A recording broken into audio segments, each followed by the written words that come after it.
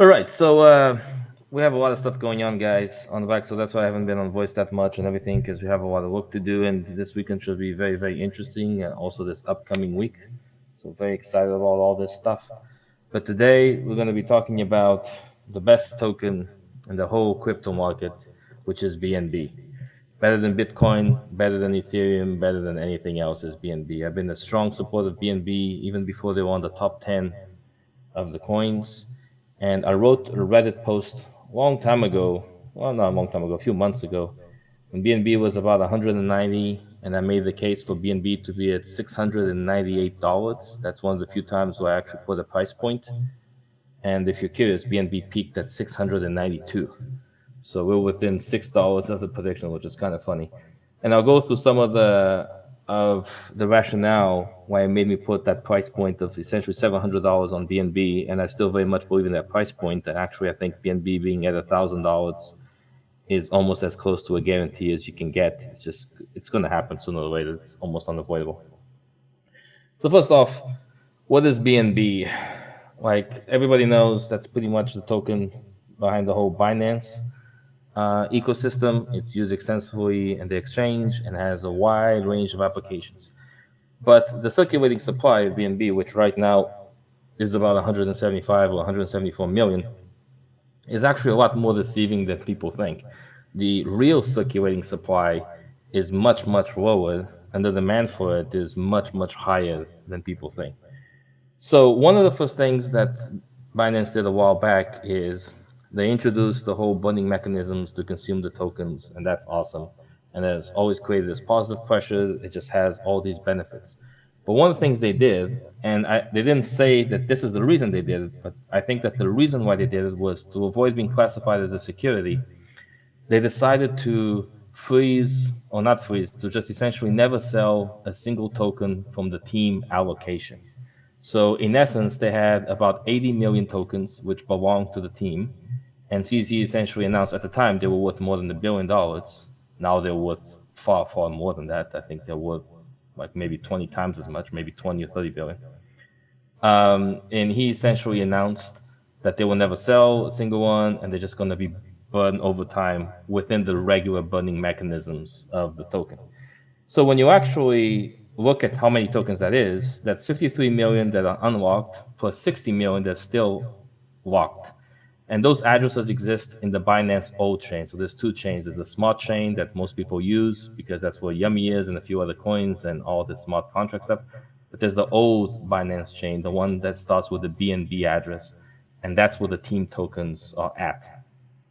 And they have about 70 million tokens that belong to the team, or right now about 67 million, that will never be spent, will never be sold, and they're all going to get burned sooner or later. And you can check this very easily just by looking at the addresses that CZ once tweeted about them. If you just say team addresses, CZ Twitter, you'll find the addresses themselves. And you'll find that 67 million tokens just about are in there. Now, the other thing is Binance does about 40 billion of daily spot volume, okay? And they offer the reduced fees using the exchange. If you assume that 50% of users take advantage of the fees, that's about 60 million per day in fees that you pay using BNB, or essentially 200,000 BNB at a 300 price point. So in essence, you're saying just for Binance Exchange to exist, they burn, or they don't burn, they use 200,000 BNB as fees. Like people have to buy 200,000 BNB a day just to use that on the exchange. If you assume that 50% take advantage of the reduced pricing. That's not even including the futures market. That's just like the spot market. Another thing is Binance Smart Chain right now uses about 7,000 or 6,000 BNB per day in fees, and the regular chain uses another 800. Also, when you look at the Binance Smart Chain, you notice that there's validators which secure the network. And validators have something that's called voting power, which is essentially the amount of BNB that is delegated to them in the total. And that's very easy to see. As soon as you go to BS Scan and you look at the front page, one of the things you have there is active validator, and it says voting power 11 million BNB. That means that 11 million BNB are locked in the validators to secure the network. So that BNB is not being traded. It's removed from the market. So right now you already have 67 removed. You have another 200,000 a day. You have another 6,000 a day from the smart chain, another 800 from the regular chain, and another 11 million removed. So right off the bat, you're already close to something like 80 or 90 million BNB that are removed from the market out of the circulation of 170 million. But that's not even all. The other thing that you have is we know that, for example, CZ is a big BNB holder. He never really disclosed how much he holds, but people speculate it's about 5 million BNB. He's never going to sell that. So that's another 5 million that's pretty much removed from the market until he starts selling. And that's what people speculate is that it's at least 5 million BNB. And when you account for that 200,000 BNB a day I told you, multiply that by a year, and you essentially end up with just about 20 or 20 something million BNB available in the market to be trading. Okay, so that means that for regular operations, assuming that Binance Smart Chain doesn't go any further at a 300 price point, you have about 20 million BNB for the entire market, which is absolutely nothing. And the only way to increase that number is to increase the price. It's for BNB to increase in price so that the amount of BNB you need for the centralized exchange is reduced, and the amount of BNB you need to conduct fees on smart chain and everything is also reduced. So this 300 and something price point is not going to last. By the way, I famously said that my portfolio is stablecoins, BNB, and Yummy. So right now my portfolio is BNB and Yummy. I no longer have any stablecoins. In this last drop, I converted everything to BNB at a price point between the 250 and 350. I am now all in on BNB and Yummy. No stable coins whatsoever, because I think that BNB won't last at this price. It might still go over, of course, but eventually will come back up. It's just a matter of time. Now, how do you make the most out of your BNB? So we're already decided, and I can go in more detail, but trust me when I tell you that the demand for the BNB is always, always high. It's not going anywhere. It just keeps increasing because voting power of the smart chain keeps increasing. Binance Exchange continues to do absurd amounts of volume. And there's other applications like the credit cards and things just keep popping up. For example, we at Yummy, we take some BNB, we put in the liquidity pool, we send it to that address. It's not like the BNB is gone forever because it's an LP token, but it's a pretty decent chunk of it is never going to come back, no matter what happens with this project. So as you put more and more of those applications, BNB, just by essentially burning mechanisms and things that are like making it disappear, it's just going to be a scarce coin that's just going to go in price just for that reason alone. But in the meantime, there's a lot of things you can do with your BNB. So we'll go through a few of them. One of them is doing staking, right? So BNB is used for staking in a variety of websites where you can do like pools and such. The most common one will be doing, for example, something on Cake. There will be tons of pools that you can put your BNB in. You usually cannot stake the token directly. I mean, some websites will allow you to do it, but the majority of them will want you to stake BNB with another token. You can just essentially stake it with USDT or BUSD, and lots and lots of pools exist for BNB USD LP token. So you create an LP, and you go to either Cake or ApeSwap or anything else you can use that doesn't have any migrator code. You can go back to the Q&A I had about swaps and security and such. No migrator code. You can take your pick basically, and you can just leave them there to stake. Like for example, now if you go to Cake right now and you go to an LP farm of let's say BNB to BUSD and or BNB to let's say USD, the current APR of that is 24%. So you convert half of BNB to BUSD, you create an LP, you get about 24% a year. You still have some price exposure to BNB. Of course, you have the whole thing of impermanent loss, but that's a pretty good yield for a token combined with another stable coin. Like really, there's no way of going wrong with that. The only thing that can happen is you probably lose a little bit of depreciation just by having BNB itself. The other way in which you can keep all your BNB intact, that you don't have to essentially sacrifice BNB price exposure, is you can go on Venus, which is the lending and borrowing protocol on Binance Smart Chain, and you can stake your BNB there to be lent to other people. Interest rate right now on that is a little bit low because the market is a little bit in the gutter, and you get about 5%, but it's 100% safe. You're never going to lose your money. The safeguards for this mechanism is super, super high. There's almost a zero chance, other than the protocol collapsing or something happening with the team, of you losing your money when you stake on Venus just using the regular protocol. The other thing, and probably one of the most important examples because it's one of the ones the least used, is you can actually stake your BNB directly into a validator of the Binance Smart Chain. And that is usually where you actually get the best return of investment while maintaining very good price exposure to BNB, essentially 100% price exposure. But this one is a little bit more complicated because you can't do it straight up with just like putting it in the smart chain. You have to convert this to the old chain. And this is where it can get a little bit complicated. I know that Trust Wallet at some point at least allowed transactions to happen between converting smart chain BNB, which is the BEP20, to BEP2. Because you need the BEP2 version. It's the one that has an address that starts with BNB, yada, yada, yada. That's the old chain BNB that you need. The easiest way to convert smart chain BNB to old BNB is to use the Binance chain wallet. And it's an application that exists for the browser. For example, I use it on Chrome. And it works exactly the same way as MetaMask, which is you download the Binance chain wallet, you create an account, keywords, etc. But then you have an address for the smart chain and an address for the old chain. And if you send, using that application, if you send from the old chain to the new chain or from the new chain to the old one, the application automatically uses Binance Token Hub, which is the converter, to take the BNB and send it to the other chain, and it does so automatically for you. Now, if you get to a point where you get a little bit familiar of how to convert smart chain BNB to old chain BNB, once you get into that old chain, again, addresses that start with BNB/whatever, if you go to binance.org.en.staking, or not dot, like /en/staking, you will get a list of the validators and how much voting power there is in each, and essentially what is the yield that you get on each.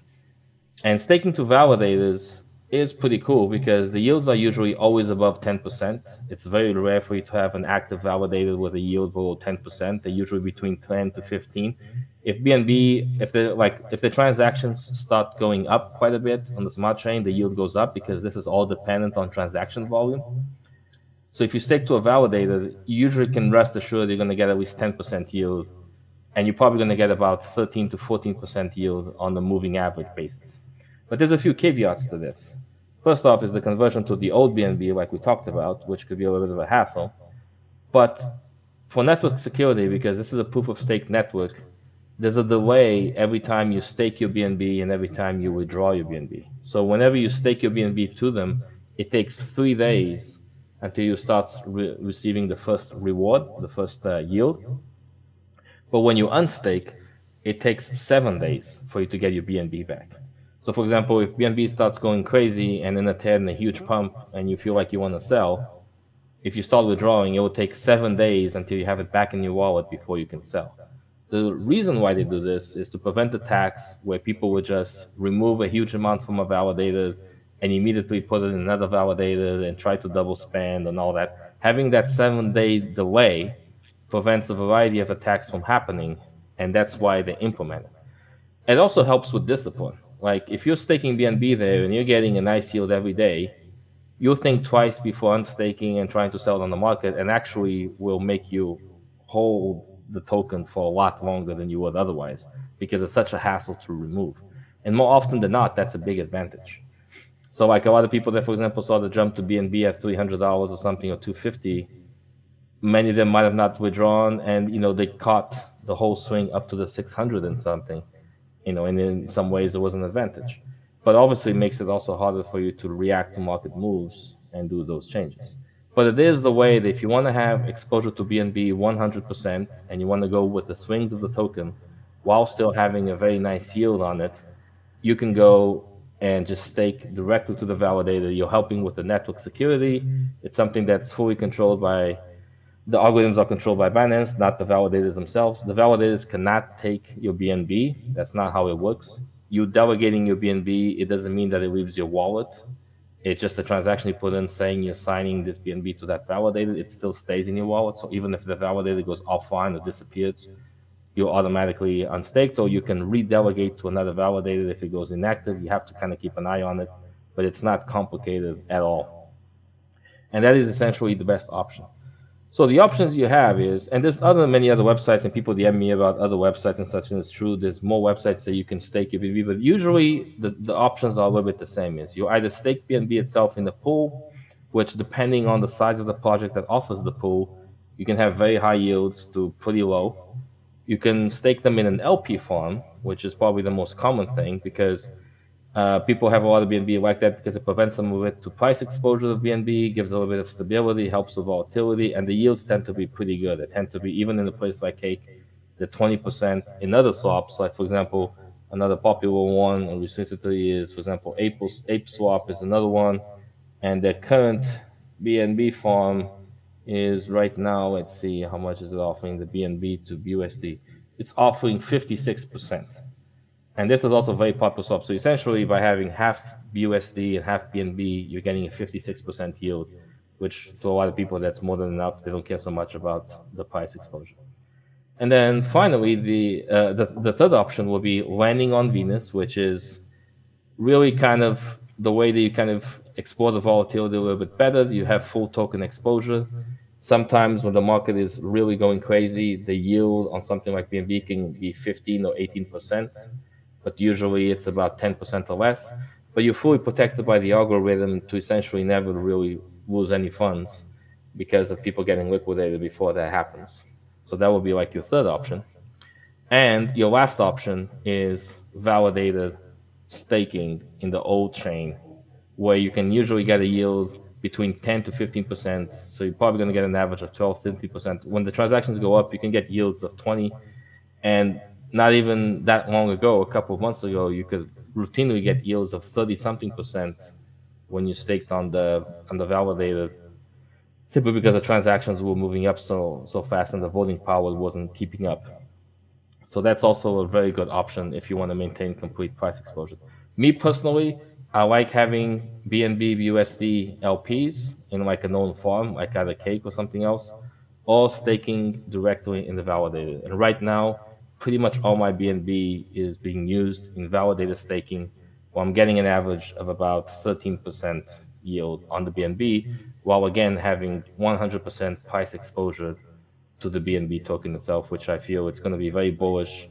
And I feel that $1,000 is a foregone conclusion because BNB does very well when the market goes bad, and the demand for the token continues as high as it's ever been, because while the transactions are low on the smart chain, the volume of Binance continues to be pretty high, particularly the spot volume, although the options is a little bit less. And the burden mechanisms continue, all these applications, all these other projects getting on Binance Smart Chain that essentially use BNB in some shape or form. So I feel that it's definitely the closest I will ever come of recommending anybody to buy a token will be BNB, simply because there's just no way that this can fail. And those are basically the options that you have. For the BNB post, I can post on stuff why my username on Reddit is Foot of the Beast. And I posted this about 3 months ago. And you can find probably that. Oh, I can give you the link. Why not? I'm just going to post this on chat. And this is the link for the case of BNB at 698. And I stressed that when I wrote this, BNB was at about 190 or 200. And BNB peaked at 692. So I'm not that good at predicting the price, but this was a pretty good one. But now I think 698 is a little bit conservative, and I think over time, I think we can start talking about $1,000 for this kind of stuff. And with that, that's kind of what I have for BNB. Obviously, there's a lot more detail that can go into a lot of other things. Yeah. But if you guys have any questions, let me know. So I just wanted to know, like, do we have any news coming this week regarding Yummy? We have news indeed. They're going to come. Just be patient. Good things happen to those who wait. Okay, okay. Yeah. So who won that contest? Like Yummy or Elongate? I think Yummy was actually third because Sheena Emu passed us in the very last minute. Huh? And then Elon Gate was also had. Yeah, they somehow either they bought votes or they got everybody to vote, or they passed us in the last minute of the contest, or Oh the last fuck, 5 minutes. And then Elon Gate was the one. But we did so well considering that we're far younger than any of those projects, and we have way smaller communities. Like Elon Gate yes, has yes, 3 times the number of users that we do. So it's amazing that we did so well. yeah, yeah. You're right. We have small community. Yes, you're right. Yeah, it'll be good. Joe, since the BNB has a lot of real life purpose right now, I don't get it. Why the price is so low? Because I've started this trading in February and I fast saw the good potential of BNB. I don't get it. Why it's so cheap? Well, it depends on your concept of cheap, right? Because in January, BNB was at $40, right? So, um, like if you actually look at the graph, up until January, it was 41, $42, and it just started taking off. Um, you can't really judge price over the few months, especially when you have a market correction. You just can't do that. Like the fundamentals of the token eventually will dictate the price. And I will be willing to bet quite a decent amount of money to the point that I put my entire portfolio in it, basically. That BNB is going to outperform Bitcoin and Ethereum within the next 6 months by a large margin, by a very large margin. And I think that like very, very soon it will cross $1,000, like no doubt in my mind. Well, I was referring at the top of the coin chain. There are a lot of coins that are good, but they don't have the use that BNB has right now in the real world. So, Correct. so basically, Correct. that's why Not even for close. for me the price is really really cheap, and I saw the graph. Yeah. Like, and for example, a lot of people compare Binance Coin and Cardano. They're incomparable. You cannot even begin to compare the two. Cardano got a price appreciation because the way how they did their staking, which caused a lot of FOMO for people to do the staking, and essentially is the only thing they have, and the future probability of smart contracts and everything, which yeah, they could be good. But Binance Chain or Binance Coin right now has so much insane utility that it will outpower everybody. I even think eventually will pass Ethereum. Maybe not within the next 2 or 3 years, but it will sooner or later. And CZ is obviously a smart guy who has good lawyers because everybody is saying, "Oh, Binance one day will be a security token." I don't think they will at all, and that's why they decided to burn all the team tokens was essentially to prevent from ever being considered a security. What they did was they put themselves in a way that owning BNB does not give you any ownership whatsoever in the Binance, the company, and that BNB continues to exist outside of Binance separately. So it will always be a utility token. It's actually going to be the premier utility token. And there's just no way you can stop this train. I mean, you just can't. BNB is insanely good. Mentioning BNB with Cardano is an insult, basically. Like, Cardano is not even close. They might be in 2 or 3 years, but now it's not even a contest. And yeah, I think that BNB is going to be well past 200 billion market cap easily, like in a matter of probably 6 months to a year, in my opinion. And let's not Hey, forget that Yeah. the Binance has an utility even on their platform. You have less fees if you have BNB in your account. Yeah. If you use the future account and you have BNB, you have already less fees there. So basically, Yes. I really don't get it. Yeah, that doesn't matter. I mean, just think that the market is an idiot and, take advantage of the price disconnect. And that's the way you make money. I mean, they use 200,000 BNB a day just in fees for the exchange. It's insane. It's a completely insane number. No other company or exchange comes even close to that. AC Todd, yeah, go ahead. yeah, sorry if you chipped on it. I had to step away for a minute, but I was wondering if you knew if BNB would ever run into the same issues as Ethereum does with high gas fees. I sincerely doubt it. So for the validated network itself, uh, they will need far, far higher transactions than they have now, especially after this market correction. You can look at the transaction chart on BSCAN. They're essentially running at half of where it used to be, because like there was those 120, 130 transactions per day, and now I think we're running like 40s and 50s basically, so essentially half. And gas prices only become an issue once network utility goes above 95%. And we never got there, even when things were pretty crazy. And the market as a whole, at least how it exists now with the current projects, I don't think you're ever going to need more than 150, 180 transactions per day right now. You're going to need more than that in the next couple of years, but right now you don't need it. So I don't think it's ever going to have the problem, especially not until Ethereum 2.0 comes out, of having high gas fees like Ethereum does. I don't think that's going to happen. And I also think that once it does happen, with this network, you can actually solve the gas fees by introducing additional validators. So right now they have 21 validators, but if they introduce 42 or 64, or like essentially or 63, they just keep going up in multiples of 21. That would help with the network utilization, and that would help with the gas fees. Of course, it will require them to kind of change the algorithm a bit and change some aspects of code. So it will probably be Binance Smart Chain 1.5 basically. But yeah, it would kind of it will help with that problem with no issues. So Okay, so I don't think it's it a will be an manageable issue. problem. Yeah. So okay, cool. Yeah. Thanks. And someone DM'd about talking about the BNB validators a little bit more depth. Yeah, so the BNB validators, the way it works is, anybody can start a validator, but only 21 can be active at the same time.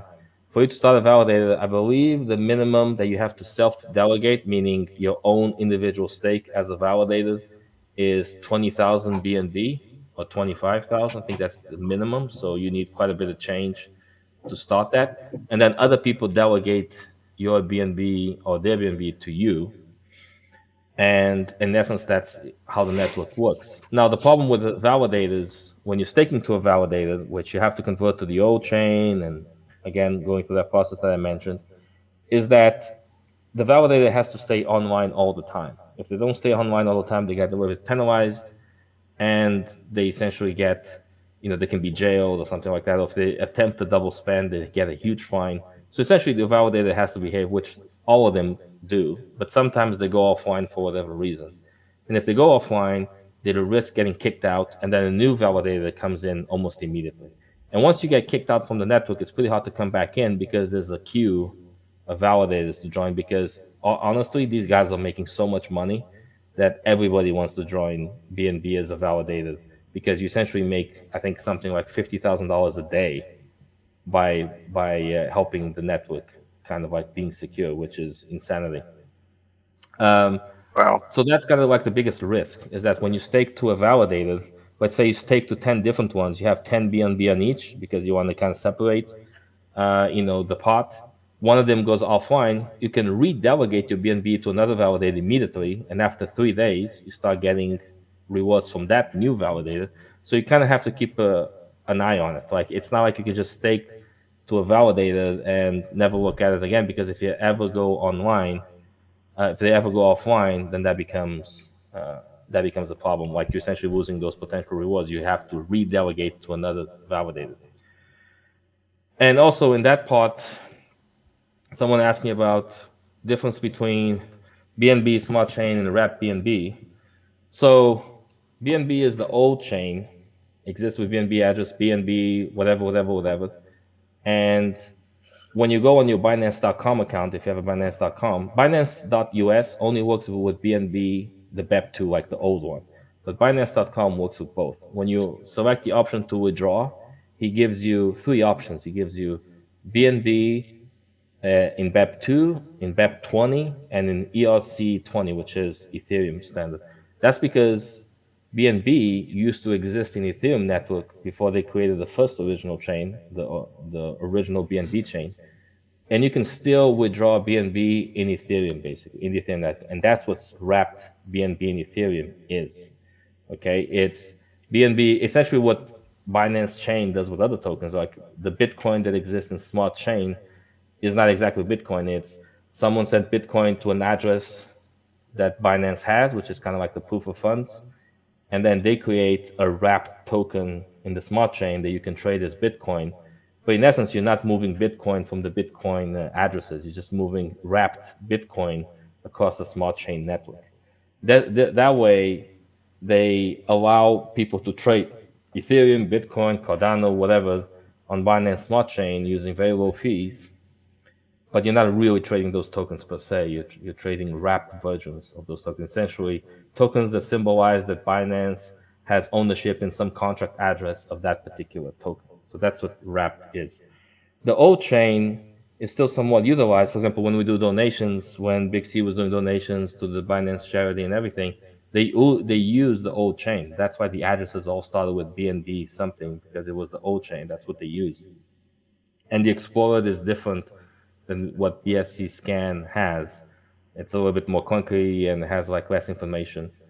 But the two chains exist in parallel, and when you convert one token from one chain to another, like from old BNB to new BNB, it goes to the token hub, and that balance of the token hub plus the BNB that exists on the smart chain is always equal to the balance of the other chain. So there's no like gaps in the sense of, you know, some loose BNB here and there that gets lost between translation between the networks or the chains. That simply doesn't happen. And for you to stake to the validators, again, you need to have the old BNB, and requires a little bit of reading just to make sure that, you know, you don't make any mistake, because it's not as super user friendly as some of the farms and everything. More questions? Oh, Joe, I had a quick question actually. Yeah, go ahead, Rob. I was wondering, are you buying more Yummy yourself or just buying BNB for now? Oh no, I bought some of the dips in Yummy as well, but right now total holdings are pretty significant, and I think we're good to go. Right, So, and also one more thing. At some point, might still continue to buy Yummy. I mean, I'm bullish on both tokens. I know I say BNB is just the one that, you know, Yummy at the end of the day is still a speculative project. We're still small, and while I'm very, very bullish about the future of our token, I have to admit that, you know, it's possible that we don't survive if we have a really bad market. We're not as resilient as Binance. As much as I wanted that statement to be true, the truth is we're not as resilient as they are. So obviously we'll face risks that they don't. But I think it's unquestionable and a certainty that Binance will continue to exist for the foreseeable future, and they'll outperform everybody, including Bitcoin and Ethereum. It might not pass the market cap of Bitcoin. It will certainly become bigger than Ethereum at some point. No question in my mind. Yeah. And also, is there something happening with the PR company with Yummy, or was that not going to happen in the end?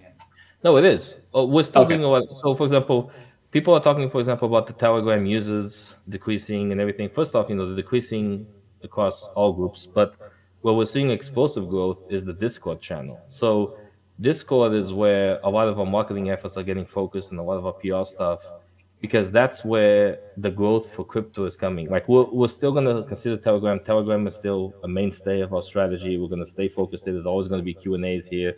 All the announcements come here. But we simply cannot ignore the Discord aspect of crypto, because in Discord you have a lot of gamers, a lot of people are familiar with computers. They convert very, very well to be holders of a token. When you get someone on Discord excited about your token, they usually buy it a lot faster than someone on Telegram. And we have over 6,000 users on Discord now, and only 400 came from Telegram. Like all 5,600 came from outside, from advertisement going into Discord. For Telegram, we managed to get some new users, but we lost a lot of bots. We lost a lot of people who simply got disenchanted, I guess, by the space or something like that. So we haven't seen the net growth. But combined, yeah, for sure. And that still continues to be very much in effect. Awesome. Thank you. Yeah. From those choices of BEP20 or on BNB, do you have a recommendation when we need to send some BNB from a platform to another? Well, it depends what the platform exists, but nowadays the vast majority of, for example, KuCoin only accepts BNB on BEP2, like the old BNB. So if you want to send BNB to KuCoin, for example, you have to send it. I'm not sure if I haven't been to KuCoin in a while, but at least until a few weeks ago, they didn't accept the BEP20 version. It might be different now, but Binance accepts obviously all of them. The ERC20, which is the Ethereum version, you don't need to worry about that at all. Just don't even look at it. I mean, that's when Binance created that token before they even had their own chain. So it's more of a legacy thing than anything else because some people might still have those tokens from back in the day.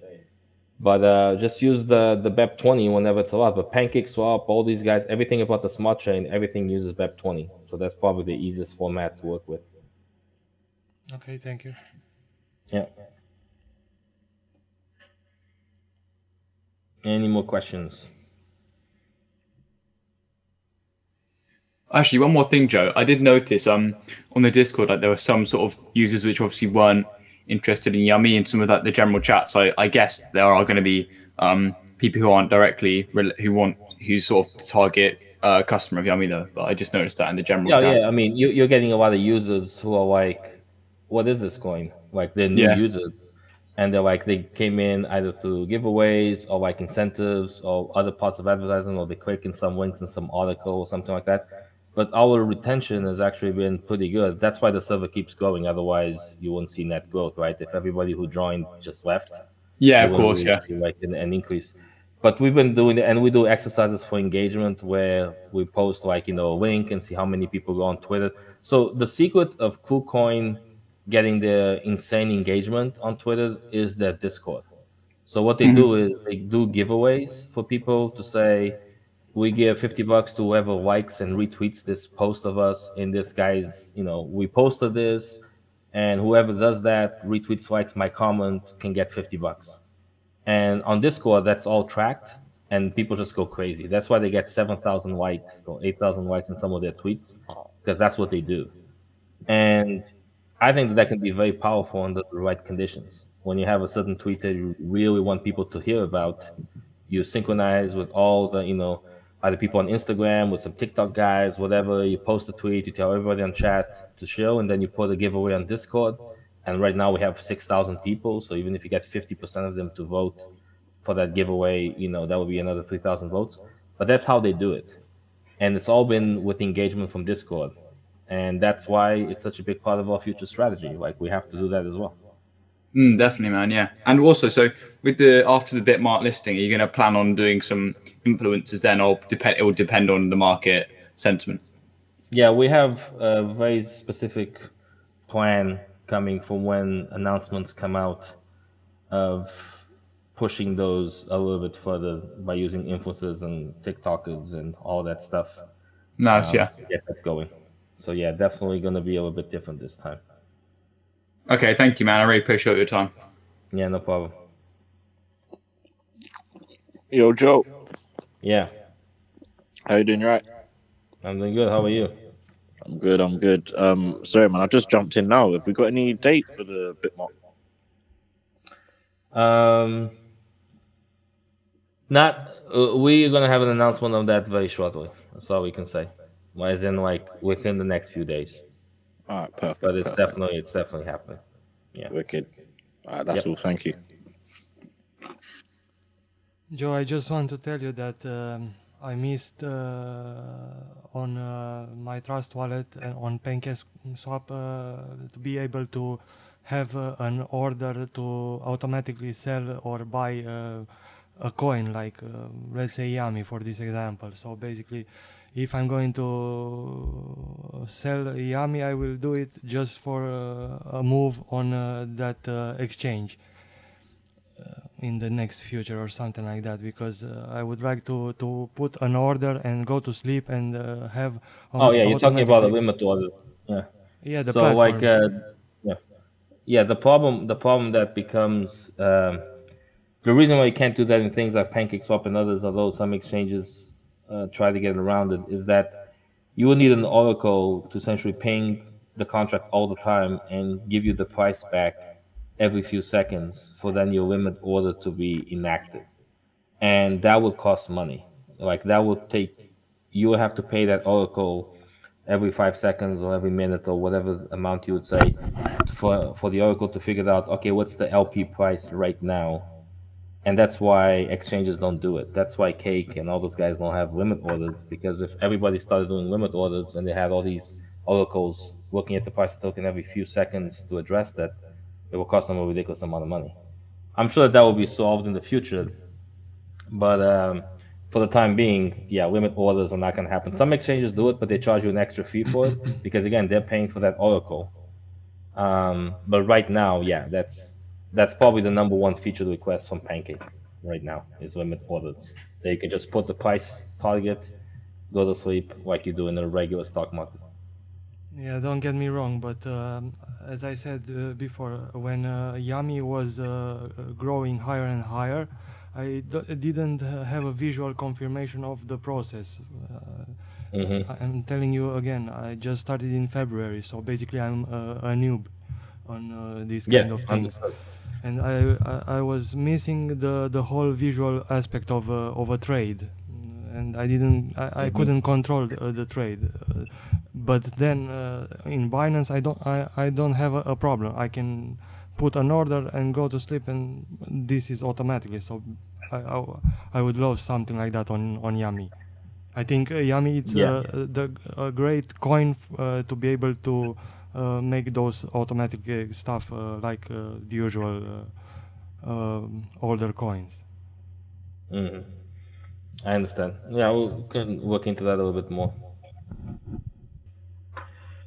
All right, guys. I think this is it then for the Q&A.